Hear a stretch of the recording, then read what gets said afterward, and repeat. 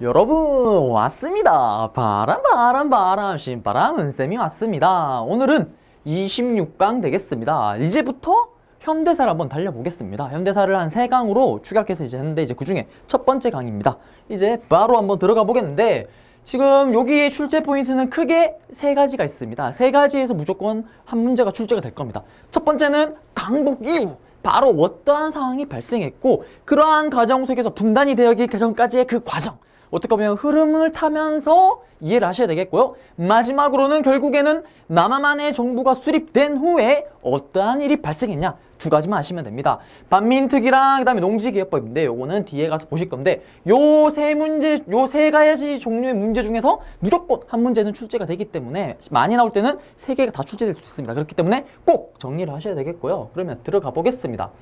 자, 우리가 앞에서 강의에서 우리가 봤듯이 강복을 위해서 무장투쟁 엄청나게 하지 않았습니까? 상하이 쪽에서, 충칭 쪽에서는 누구? 김구 선생님으로 대표되는 대한민국 임시정부가 있었고요. 그 다음에 예난 지역에는 어떻게?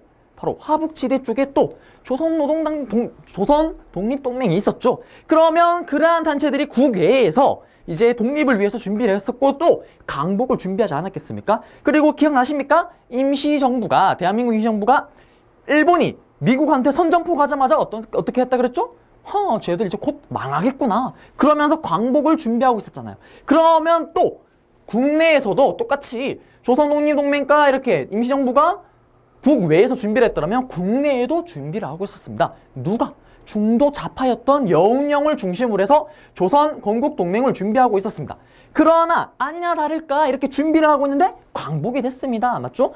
원자폭 핵폭탄 빵 맞고 항복을 하지 않았습니까? 그러면서 어떻게 된다? 바로 이 여운형이 중도 우파였던 안재홍을 끌어들이면서 바로 조선 건국준비위원회라는 걸 만들게 됩니다. 뭐 줄여서 건준이라는 단어도 쓰기도 하죠. 그러면서 이제 만드는데 했던 일이 뭘까요?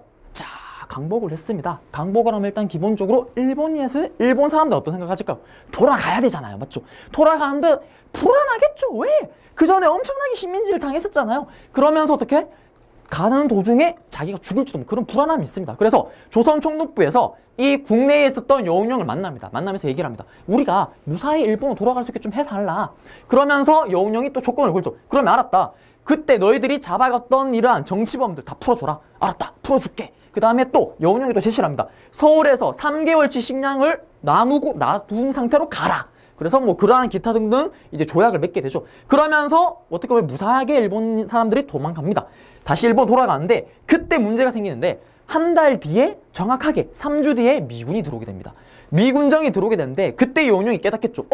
지금 제대로 된 정부가 없으니까 미군정이 들어왔을 때 협상이 안 되지 않겠습니까? 그러니까 미군정이 들어오는 소식을 듣자마자 급하게 이렇게 바로 조선인민공화국이라는 정부를 만들게 됩니다. 그리고 또 어떻게 인민위원회를 해서 쉽게 말하면 지방 곳곳에 지부를 만듭니다. 그런데 여기서 또 문제가 생기는데 처음에는 이게 뭐 어떻다 그랬죠? 여운형과 우쪽에 오른쪽에 안재홍이 둘이 연합을 해서 좌우연합이었는데 시간이 지나면 지날수록 좌익 쪽, 사회주의 계열 쪽이 힘이 더 강해집니다. 주도권을 쥐게 되면서 이 우익 쪽이 떨어져 나갑니다. 이건 조금 다시 설명할 건데 어쨌든 그러면서 미군정이 들어오게 됩니다. 미군정이 들어오게 되는데 보겠습니다. 자, 안타깝지만 우리가 분단될 수밖에 없는 그런 안타까운 상황이 이제 이어지게 되는데요. 자, 기억해 보십시오. 김구 선생님이 제가 예전에 임시정부 설명할 때 마지막에 45년도에 국내 진공작전을 하려고 했지만 어떻게 됐다 그랬죠? 실패했다 그랬잖아요. 왜? 일본이 들어가기 직전에 잠수함도 타고 준비 다 했는데 들어가려는 순간 일본이 나는 무조건 항복을 해버리는 바람에 결국엔 우리는 어떻다?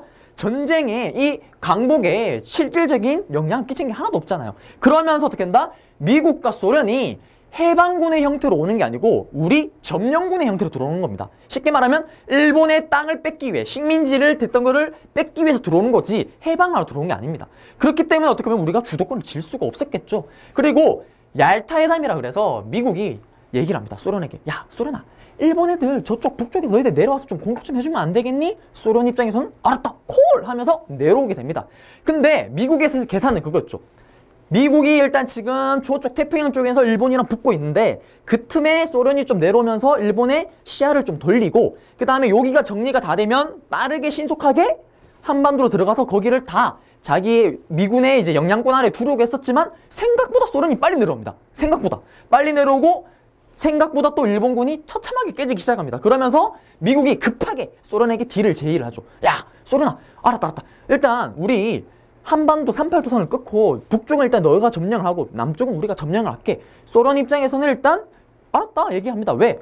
굳이 다 내려갈 수도 있지만 나중에 추후에 또 일본 영토를 또 들어갈 수도 있기 때문에 그걸 염두에 두고 일단 미국의 그 제의를 받아들이죠. 그러면서 이렇게 점령구 형태로 들어가게 됩니다. 그런데 남한이 들어왔습니다. 미군이 들어왔는데 들어오니까 이런荒당한 일이 아까 봤었죠? 건준 이런 애들이 정부를 만들어서 협상을 하러 가는 겁니다. 미국 입장에서는 어떡할까요? 인정 안 합니다. 여기 보시다시피 어떠한 단체도 인정하지 않습니다. 그렇다 보니 어떨까요? 대한민국 임시정부도 인정하지 않겠죠. 왜? 일단 미군은 일단 한국의 지금 정세를 잘 모릅니다. 그리고 얘들이 도대체 어떤 색깔을 띠는지 모르겠죠. 그러니까 일단 무조건 다 거부를 하는 겁니다. 그리고 추후에 봐서 판단을 하겠다. 왜 그렇게 될 수밖에 없었냐면 당시 우리 여기 국민들을 조사를 했습니다. 설문조사를 했던 결과 어떠한 일이 발생하냐면 우리 국가가 대한민국이 나중에 어떤 국가로 했으면 좋겠냐 했을 때 무려 70%가 사회주의 국가를 원합니다. 그러한 상황 속에서 또 실제로도 우리 앞에서도 강의 때 배웠었지만 민족주의계 계열들이 우파들이 어떻게 되죠? 나중에 다 친일로 바뀌잖아요. 타협적 민족주의. 그리고 40년 되면 거의 다 친일로 바뀌게 됩니다. 그러면서 사회주의 애들이 이 해방과 동시에 발언권이 세지겠죠. 그러면서 민족주의들이 대체적으로 좀 위축이 되는 그런 상황에 빠집니다. 그러면서 미군 입장에서는 그게 부담스럽겠죠. 그러면서 미군 쪽에서는 일단 미군정이 남한을 완벽하게 통치를 하겠다 이렇게 얘기를 합니다. 그리고 또 두 번째, 요게 또 중요합니다.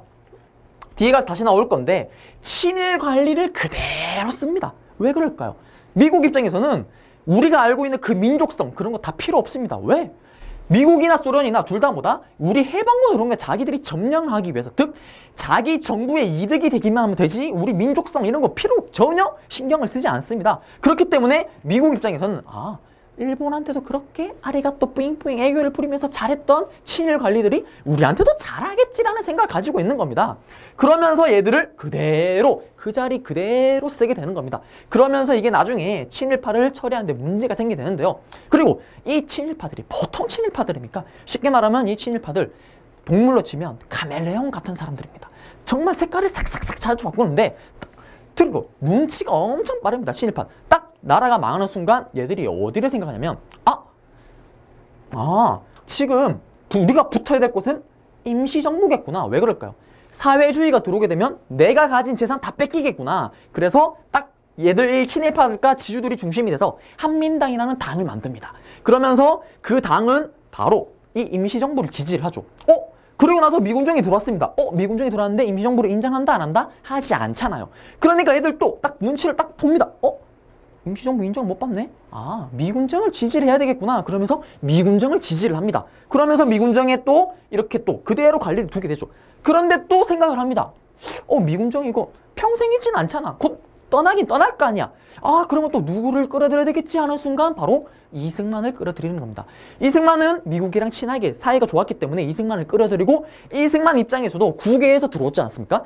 들어왔는데 자기의 정치적 기반이 하나도 없지 않습니까? 그렇기 때문에 이러한 한민당의 제의를 또 받아들입니다. 그러면서 둘이 어떻게 보면 윈윈하는 그러한 모습을 띠게 되죠. 그러면서 이게 나중에 또 반민특위 때 다시 나오는데 그때 다시 설명하겠습니다. 그리고 한편 북한 같은 경우는 이북은 소련이 점령을 했습니다. 근데 아까 앞에서도 말했듯이 지금 이 한반도는 대체적으로 사회주의 쪽이 득세입니다. 득세.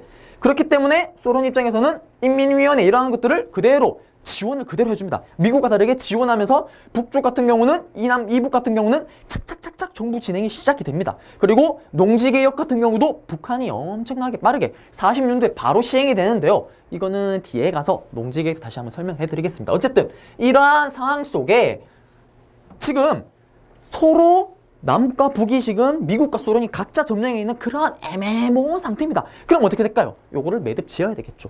그걸 짓기 위해서 하는 게 뭐다? 모스크바 3국 외상회의입니다. 그러면 이 모스크바에서는 어떤 얘기를 했냐면 결국은 겁니다. 한반도 문제 어떻게 할 거냐? 이거 지금 어떻게 처리를 해야 되지? 라는 걸 회의를 하게 되는데요. 그 회의에서 핵심이 뭐냐면 5년 동안 최고 맥시멈 5년 동안 한반도의 신탁 통치를 한다는 게 바로 규정이 언론을 통해서 이제 알려지게 됩니다.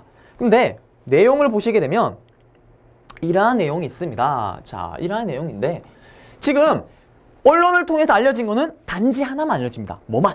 신탁 통치를 한단다. 그러면서 어떻게 되냐? 좌익과 우익에서 난리가 납니다. 좌익 우익 관련 없이 무조건 다 신탁 통치가 말이 되냐? 어떻게 하는 강복인데? 어떻게 하는 강복이고 또 딴 나라의 지배를 받으려면 이건 택도 없다. 말도 안 된다. 그러면서 엄청나게 반대를 하겠죠.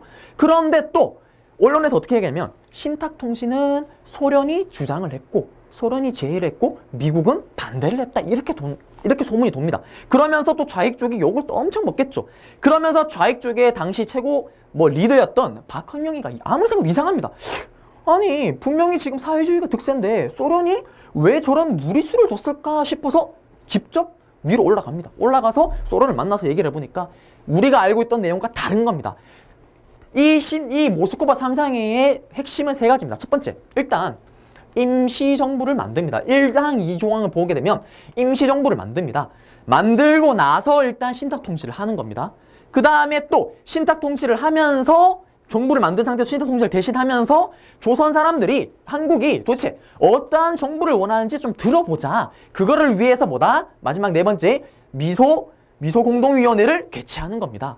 근데 다 빠지고 신탁통치만 한다고만 주장이 되는 겁니다. 그래서 박헌영이 딱 느끼기에는 사실상 아까 앞에서도 말했지만 우리가 강복을 되는데 직접적인 기여를 한 게 없지 않습니까? 그렇기 때문에 이렇게 발언권이 없는 겁니다. 그래서 일단은 정부 수립이 우선이다. 정부를 만든 후에 신탁 통치야 우리가 정부를 똑바르게 좀 똑똑하게 똘똘하게 운영을 한다면 그 기간은 언제든지 줄일 수가 있다. 그렇기 때문에 일단 임시정부 또 수립을 하자. 그러면서 지지로 바뀌게 됩니다. 좌익 쪽은. 그러나 우익 쪽은 뭐다? 말도 안 된다. 아니 그렇게 해준다. 5년 한다 그런 거 더 한다. 10년 20년 한다 그러면 어떡할 건데. 이렇게 얘기하면서 심각하게 대립이 발생하게 됩니다. 그러면 이러한 대립이 발생하게 되면서 어떤 일이 생기냐. 찬탁과 반탁이 아까 말했듯이 치열하게 대립을 합니다. 그러한 상황 속에서 결국 미소공동위원회가 개최를 합니다. 개최하는 이유는 뭐라 그랬죠? 일단 그래 알았다. 일단 남한이나 북한이나 일단 조선 사람들이 도대체 어떠한 정부를 원하는지 일단 들어보자. 여기서 또 대립이 생깁니다. 무슨 대립? 미국과 소련이 서로 의견이 다릅니다. 앞에서도 말했지만 이 미국과 소련은 뭐다? 우리를 고려하지 않습니다. 오로지 자기 정부의 이득이 되는 것만 생각을 하겠죠. 그러면서 미국 같은 경우는 딱 얘기를 합니다. 반탁운동을 펼치는 우익 세력도 포함을 하자. 그 다음 소련 같은 경우는 반탁, 이거 지금 반탁한 애들은 왜 받아들이냐. 쉽게 보시면 미국 같은 경우는 반탁이 누구죠? 우익 세력들이 지금 이 신탁 통치를 반대하잖아요. 얘들을 참여를 시키자. 우리 지금 이거는 어떤 정부를 원하는지 얘기를 들어보는 거지. 걔들을 배제하면 안 된다라고 얘기하죠. 왜? 배제를 해버리면 누구만 남는다? 좌익 세력만 남잖아요. 그러면 얘들이 주도권을 쥐는 거잖아. 미국에서는 절대 안 되겠죠. 또 반대로 소련은 얘기합니다. 싫다. 아니 반탁 안 한다는 얘들을 왜 얘기를 왜 듣냐. 우리는 한다는 애들만 듣는다. 그럼 누구죠 그게? 좌익 세력 얘기만 듣겠다는 거야. 서로 결국엔 대립이 될 수밖에 없겠죠. 그러면서 1차 미소공동위원회가 결렬됩니다. 그 다음에 지금 교재 편제상은 제가 이거를 순서대로 하느라고 미소공동위원회를 같이 한다고 2차였는데 2차 사이에 그러면 1차가 결렬되면서 결국엔 1차, 2차 다 뭐다? 두 개 다 결렬이 됩니다. 왜? 지금 냉전 시기잖아요. 둘이 합이 될 수가 없겠죠. 계속 치열하게 대립을 하고 있습니다. 그러면 1차 미소공동위원회가 결렬되자마자 우리는 어떻게 하냐? 이러다간 정말 분단되는 거 아니냐. 그래서 일단 합쳐보자라고 운동이 일어나게 됩니다. 이러한 상황 속에 또 뭐가 되냐면 바로 이승만이 정읍 발언을 해버립니다. 전라도에서 무슨 얘기를 하냐면 단독 정부 수립을 주장합니다. 지금 우리 이렇게 대립하고 있는 동안에 북한은 지금 자기들 김일성을 중심으로 소련을 중심으로 해서 정부가 수립되었고 정부 체제를 갖췄고 그 다음에 농지개혁까지 시행을 했다. 그러니 이러한 상황 속에서 우리 남한만이라도 지금 정부를 해서 해야 된다고 주장을 하는 겁니다. 당시 이 이승만의 발언은 엄청난 충격을 안겨다 주겠죠. 왜 그럴까요? 사실은 우리나라 사람들도 이념으로 지금 분리가 되어 대립이 되고 있지만 그래도 일단 머릿속에 기본 마인드는 하나가 돼야 된다는 거는 기본적으로 마인드를 가지고 있었습니다. 근데 이 이승만의 발언은 뭐다? 기본적으로 분단을 전제에 둔 발언이기 때문에 엄청난 큰 반향을 일으킵니다. 그러면서 어떻게 보면 또 이승만은 당시 정세를 정확하게 파악을 하고 있는 거죠. 어차피 지금 이거는 분단될 수밖에 없다. 그럴 바에는 일단 남한만이라도 해야 된다는 그 마인드를 가지고 있었는데 어쨌든 이러한 상황이 발생하면서 결국 뭐죠? 1차 미소공동회 결렬됐죠. 결렬되자마자 이승만의 이러한 정업 발언, 단독정부, 남한만이라도 정부를 새로 만들자라는 그러한 반언에 결국에는 이게 분단될 수 있다는 위기감이 들겠죠. 그러면서 나오는 게 네, 지금 이거는 이제 이승만의 그 발언 연설이고요. 좌우 확잡 운동이 되겠습니다.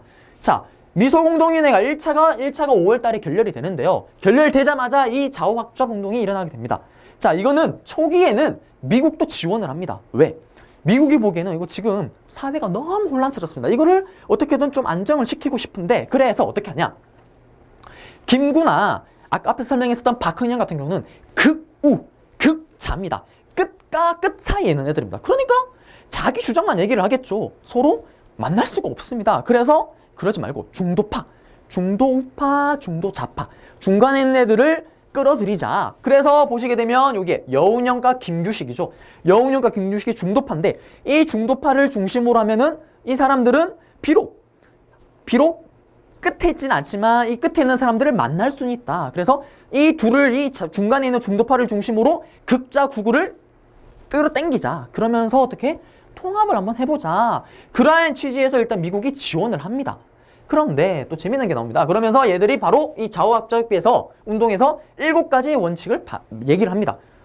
첫 번째, 두 번째 일단은 임시정부를 일단 만들자. 그 다음에 미소공동위를 다시 재개를 하자라고 얘기를 합니다. 여기에 대해서는 일단 좌우 다 할 거 없이 다 찬성을 합니다. 그런데 두 번째, 세 번째, 네 번째를 보시게 되면 친일파를 처벌하자. 그 다음에 세 번째, 재산 이런 거를 나눠서 뺏어서 다시 많은 토지를 가진 사람 걸 뺏어서 나눠주자. 이거를 당연히 누가 반대를 할까요? 친일파나 지주들, 땅을 많이 가진 사람들이 반대를 하겠죠. 특히 한민당이 또 아까 앞에서 봤지 친일파들이 만든 그 한민당이 엄청나게 반대를 합니다. 지금 친일파 처단이 문제가 아니다. 일단 정부 수립이 우선이 나라 건국 후에 다시 그걸 생각하자. 그리고 자기들도 눈치가 있지 않습니까? 이거 지금 그대로 갔다가는 자기가 죽게 생겼는데 당연히 반대를 하겠죠. 그 다음에 또 좌익 같은 경우는 어떤 생각을 하냐면 국자 같은 경우는 아까도 말했었지만 이미 사회주의가 주도권을 쥐고 있습니다. 아니 기본 틀 자체가 사회주의가 유리한데 굳이 얘들과 맞춰서 갈 필요가 없겠죠. 그래서 반대를 합니다. 그래서 여기서 엇갈리게 되는 거죠. 그러면서 또 보시게 되면 6번째 입법기구인데 이거는 이제 법을 만드는 겁니다. 법을 만드는 건데 미군정의 동의하에 법을 만든 겁니다. 그래서 남조선 과도입법기구라 해서 그걸 실제로 만들었습니다. 만드는데 이게 또 문제가 또 뭐냐면 좌우학잡에서 50%를 뽑았습니다. 뽑고 그러면 나머지 70을 뽑고 나머지 남은 부분에서는 누굴 뽑냐면 한민당에서 뽑습니다. 그러면 어떻게 될까요? 좌우합작에서 50을 뽑았으면은 얼추 봤을 때는 동정하네 싶은데 한민당을 끌어들이게 되면 결국에는 전체 비율로 봤을 때는 우익이 75, 그 다음에 좌익이 25가 되잖아요. 그러면 좌익이 당연히 빠지겠죠. 참여를 안 하겠죠. 그러면서 결국에는 이게 좌우학잡이 실패를 합니다. 실패를 하면서 미국이 생각했을 때는 자기가 생각과 다르죠. 처음에는 중도파를 끌어들이면 끝에 있는 사람들도 모여들 줄 알았는데 그게 전혀 되지 않습니다. 그래서 결국에 미군정도 지지를 철회하게 되고요. 그 다음에 이거를 주도했던 여운형이 암살을 당합니다. 그러면서 결국에는 이 좌우합작도 실패를 하게 되고요. 그 다음에 이게 끝나자마자 바로 다시 2차 미소공동위원회가 또 개최됩니다. 그렇지만 똑같은 이유로 또 결렬이 됩니다. 그러면서 결국에는 미국이 생각합니다. 야, 이거 도저히 안 되겠다. 그러면서 이 한반도 문제를 어떻게 하냐면 유엔으로 넘겨버립니다. 유엔으로 넘겨버리는데 그러면 미국이 또 유엔에 왜 넘길까요? 당시 유엔의 주도권을 쥐고 핵심적인 역할을 했던 게 바로 미국입니다. 미국 입장에서는 또 어떻게 보면 명분이 필요하겠죠. 그러면서 명분을 유엔으로 삼고 유엔은 어차피 미국이 쥐락펴락하고 있으니까 유엔으로 넘겨버린 겁니다. 그러면서 유엔에서는 결정을 합니다. 그러면 유엔에서는 남북한 총선거를 하자. 총선거를 하는데 결정이 되는데 대신에 인구 비례로 총선거를 하자. 이렇게 얘기를 합니다. 그때 북한 쪽에서 소련 쪽에서는 거부를 합니다. 왜 거부를 하냐면 인구 비례로 하게 되면 남한 쪽의 인구가 북쪽보다 훨씬 많습니다. 그러면 당연히 남한 쪽이 유리하겠죠. 그러면서 소련과 북한은 싫다. 우리는 하지 않겠다. 그렇게 되면서 결국엔 유엔에서 어떻게 되냐면 그러면 알았다. 가능한 지역, 남한만이라도 선거를 하라고 얘기를 합니다. 그러면서 남한만의 선거가 거의 뭐 결정이 되고요. 그러면서 또 어떻게 될까요? 진짜 이제 분단이 되게 생겼잖아요. 그러면서 우리의 김구와 김규식 선생님이 남북 협상을 추진합니다. 북쪽으로 가려고 하죠. 북한을 직접 방문하려고 합니다. 그러면서 북한에 있었던 우리 김두봉가, 김일성을 만나러 가죠. 근데 이 만나러 갈 때도 많이 반대를 합니다. 김구 제자들이 선생님 가지 마십시오. 어차피 가봤자 김일성이 선생님 말씀 들을 리가 없다. 그때 이렇게 멋진 말을 하시죠. 내가 비록 통일이 안 될 바에는 내가 이 3.8도 선을 이걸 그냥 짐을 지고 그냥 죽겠다 이렇게 말을 합니다. 엄청 그런 말을 하는데 결국에는 그 예상과 똑같이 받아들여지지 않습니다. 그리고 말은 일단 서로 합의를 하죠. 합의를 하면서 어떻게 되냐면 그 합의 조건이 기본적으로 미국과 소련의 군대가 철수를 하고 그 다음에 뭐 그렇게 가는 건데 미국, 소련이 일단 둘이 하는 협상을 말도 씨알도 안 듣습니다. 그리고 이미 이때 남북 협상을 할 때 이미 북한은 북한대로 정부가 거의 수립이 됐었고 개혁이 착착착 진행되고 있는 상태였습니다. 그렇기 때문에 이미 결렬이 됐고요. 심지어는 이렇게 김구 선생님이 북쪽으로 갔는데 이때 남한에 있던 우익은 오히려 비난을 합니다. 소련에게 나라를 팔러 갔다면서. 그러면서 결국에는 실패하게 되죠. 그러면서 또 제주도 4.3 사건이 일어나게 됩니다. 제주도 4.3 사건은 이거는 시험 문제에는 디테일하게 나오지 않습니다. 제주도 4.3 사건이 뭐냐 이렇게 묻진 않고 리드미컬하게 이제 이게 대충 어떠한 시기 때에 있었고 어떠한 상황 속에 나왔는가 이것만 아시면 되는데 남북 협상 실패를 했습니다. 그리고 또 어떻게 되면 남한 쪽에서는 결국 남한만의 선거가 확정이 됐으니까 그거를 반대하는 이제 좌익 세력이나 선거를 반대하는 좌익 세력 이런 세력들이 결국에는 제주도에서 반란을 일으킵니다. 봉기를 일으키죠. 그러면서 그거를 또 무장으로서 이 정부가 또 남한 정부가 무력으로서 또 제압을 해버립니다. 제압을 하면서 어떻게 되냐면 민간인들이 많이 희생이 되죠. 그러면서 이게 지금 또 뭐 문제가 되고 있는 건데 어쨌든 결국에는 진압이 되면서 제주도에서는 진압이 됐지만 결국에는 선거구가 제주도에 3개가 있었습니다. 3개가 있었는데 결국에는 2개에서 실행되지 못하고 1개에서만 선거구가 진행이 되는 그러한 상황이 되게 되고요. 그러면 이것도 제주도로 결국 진압을 제대로 못합니다. 그래서 이거를 제대로 진압하기 위해서 선거 이후에 여수 순천에 있었던 부대를 땡겨서 오려가지만 결국엔 거기서 또 문제가 생기게 되는데요. 이거는 뒤에가 다시 설명을 하겠고요. 어쨌든 결국에는 제주 4.3 사건도 일어나게 되지만 결국에는 대한민국 정부가 수립되게 됩니다.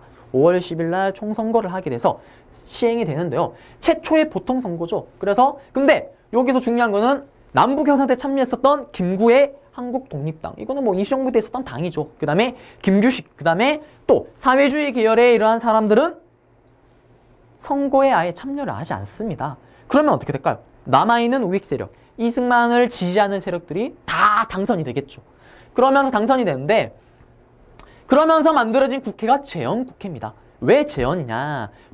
일단 나라가 만들어졌습니다. 그러면 제일 먼저 뭘 해야 될까요? 일단 법부터 만들어야 되겠죠. 그래서 법을 만든다 그래서 일단 재헌국회라고 합니다. 그래서 선생님 어릴 때만 해도 이 재헌절 7월 17일인데 절대 안 까먹죠. 왜냐면 그때는 공휴일이었는데 요새는 쉬지 않아서 여러분들은 모르시겠지만 어쨌든 이러한 재헌국회를 구성했는데 또 아셔야 될 게 임기가 2년입니다. 4년이 아니고 2년입니다. 왜 2년이냐면 일단 법만 만들면 되고요. 그 다음에 대통령이 4년이잖아요. 대통령 4년에 만약에 이때 대통령을 뽑는데 국회의원도 4년이면 4 겹치잖아요. 그러면서 권력이 독점될 우려가 있으니까 2년을 해놓고 그 다음에 대통령은 4년 하는 겁니다. 그러면 어떻게 될까요? 엇박이 되겠죠. 그러면서 이거를 견제하기 위한 목적으로 또 이렇게 취지를 했었고 어쨌든 이 재헌국회에서 한 거는 뭐였다? 법을 만드는 건데 이때 나오는 법이 뭘까요? 가장 중요한 거 일단 강복했을 때 바로 제대로 처리를 못했지만 제일 시급한 게 뭐였죠? 일단 친일파 처리해야 되는 거죠. 그 다음에 저의 꿈이 저의 집을 갖는 것처럼 이 당시 때 모든 사람들의 꿈, 희망은 뭐였죠? 내 땅을 가지는 거. 그걸 해결을 해야 되겠죠. 그래서 그 해결되는 게 이제 또 나올 겁니다. 그러면서 어쨌든 헌법을 제정하게 되고요. 그 다음에 대통령의 이승만, 그 다음에 부통령의 이시영을 선출하면서 대한민국을 수립을 합니다. 그리고 여기서 중요한 거는 이 당시 때는 대통령을 국민이 뽑는 게 아니고 대통령을 간접으로 뽑는다 해서 간선제죠. 이 재헌국회에 들어갔던 사람들이 대통령을 뽑는 겁니다. 즉 국민은 누구를? 국회의원은 뽑지만 대통령은 국민이 뽑는 게 누가 뽑는다? 이 국회의원, 국민회에서 선출된 국회의원이 뽑았는 겁니다. 그래서 그걸 가리켜서 대통령 간선제고요. 그러면 국민이 직접 뽑는 거는 뭘까요? 대통령 직선제가 되겠죠. 자, 그러면서 이승만이 결국에는 대통령이 됩니다. 왜? 김구 세력, 지지 세력이 일단 없잖아요. 참여를 아예 안 했으니까. 그래서 이승만이 대통령에 오르게 되고요. 그러면서 이제 어떠한 정책을 펼치냐. 앞에서 봤던 것처럼 가장 큰 핵심이죠. 친일파 청산입니다. 이게 해결이 안 되면은 어떻게 보면 이게 바로 우리 지금 이 대한민국의 어떻게 보면 정신을 바로잡는 거고 정기를 바로잡는 가장 중요한 문제죠. 그러면서 이제 드디어 반민족행위 처벌법을 제정했는 걸 바탕으로 해서 재헌국회에서 이제 이 반민족행위 특별조사위원회를 구성합니다. 그래서 이걸 줄여서 뭐 반특위라고 하고 뭐 이렇게 하는데요. 어쨌든 대다수 국민이 당연히 지지를 하겠죠. 그러면서 친일파들이 엄청나게 끌려 들어옵니다. 잡혀 들어오겠죠. 그러면 그때 문제는 처리를 해야 되는데 이때 친일파들 기억나시나요? 지금 시기를 보시게 되면 딱 한 4년이 지났습니다. 4년 만에 처벌을 하는 거죠. 시간이 일단 많이 지났습니다. 일단 잡을 때는 빨리 잡았어야 되는데 이 4년 동안 이 친일파들 카멜레온처럼 이미 치밀하게 이미 대한민국 속에 싹싹 스며들었습니다. 그리고 좌우 대립이 심할 때 우리들끼리 치열하게 싸울 때 이때 친일파들은 어떻게 하냐? 우리 편에 싹 쓴다 그랬죠. 싹 쓰면서 어떻게? 우리는 반공투사다. 그러면서 우리는 사회주의를 어떻게? 몰아내야 된다. 그러면서 이런 역할을 합니다. 그리고 또 미군정의 지지를 받아서 원래 있던 친일파들이 자기 지위를 그대로 유지를 하고요. 그러면서 이때 처벌을 받으러 가니까 이때 친일파들이 얘기를 합니다. 아, 야, 너 지금 무슨 소리냐? 우리 광복하고 나서 우리가 지금 이 대한민국에서 얼마나 노력을 많이 했는데 어떻게 이러면 안 된다. 그리고 우리 이 경찰 권력에 대한 이거는 무시다. 이건 있을 수가 없는 일이다. 이렇게 대듭니다. 그리고 또 한편 문제는 뭐냐면 이승만 자체도 이거에 대해서 부정적이었습니다. 왜 부정적일까요? 앞에서 봤듯이 또 당시 지금 대한민국은 정말 혼란스러운 상태죠.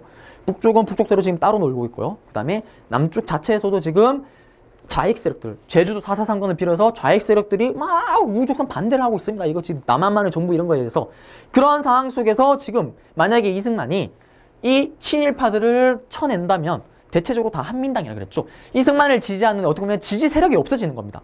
그렇다 보니까 이승만은 이거를 살려두려고 하겠죠.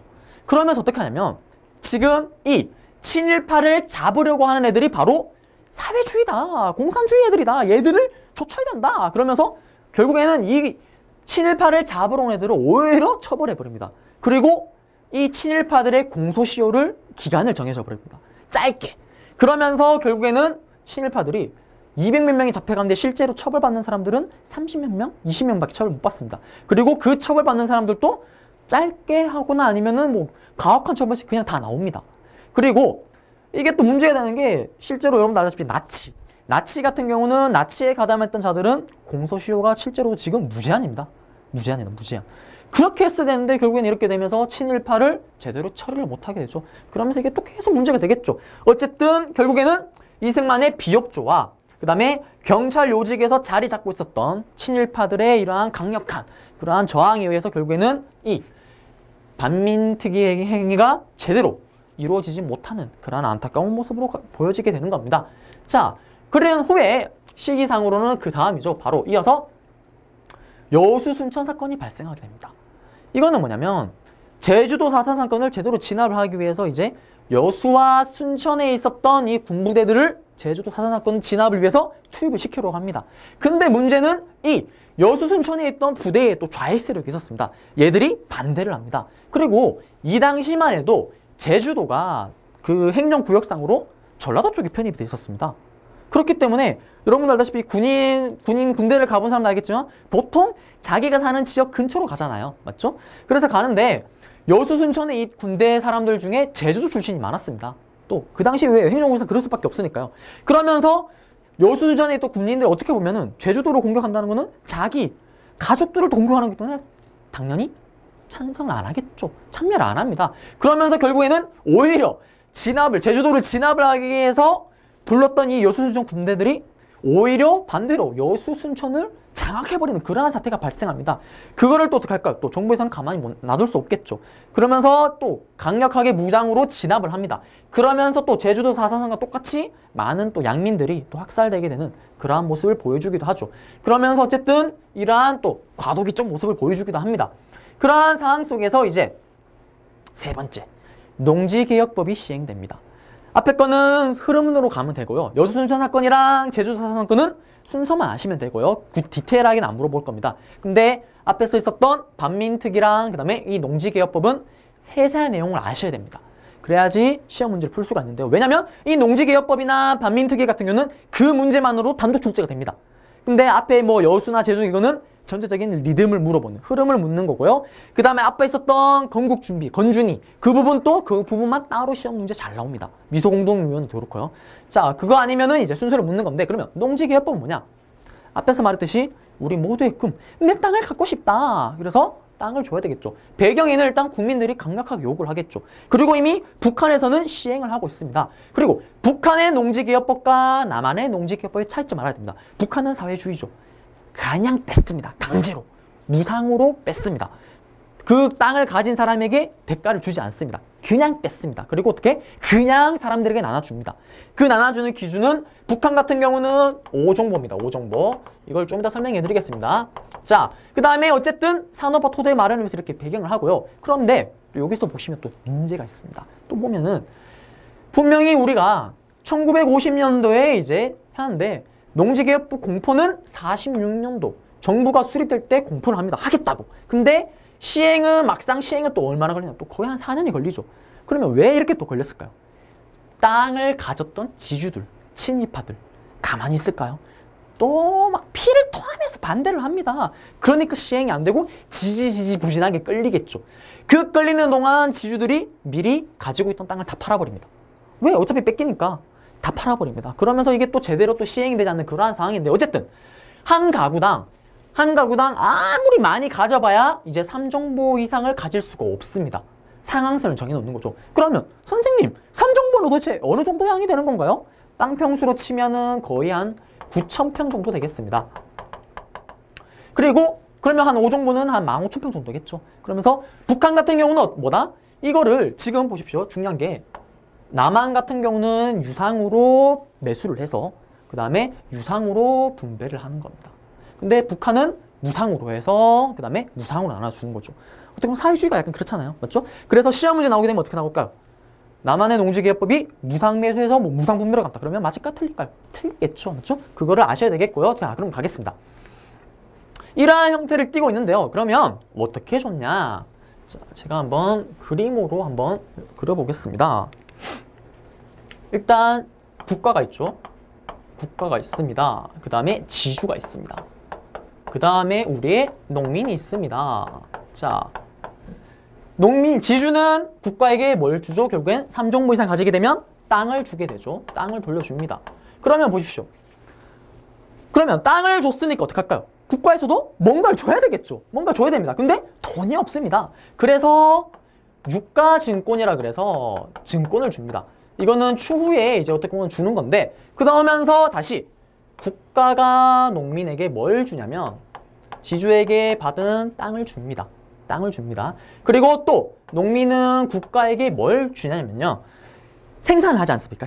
생산하는 거에 1.5배. 쉽게 말하면 땅에서 나오는 생산량의 1.5배를 5년간 나눠서 주는 겁니다. 아, 선생님, 저 이게 무슨 말인지 모르겠어요. 맞죠? 모르겠으면 자, 설명해 드리겠습니다. 예를 들어서 땅을 줬습니다. 이 땅에서 1년의 생산량이 100가마예요. 100가마. 100가마인데 요거의 1.5배잖아요. 그러면은 어떻게 되죠? 150가마가 되겠죠. 맞죠? 요 150가마를 나눠서 n분의 해서 5년 동안 납부를 하는 겁니다. 그러면은 농민은 1년에 30가마만 내면 되는 거죠.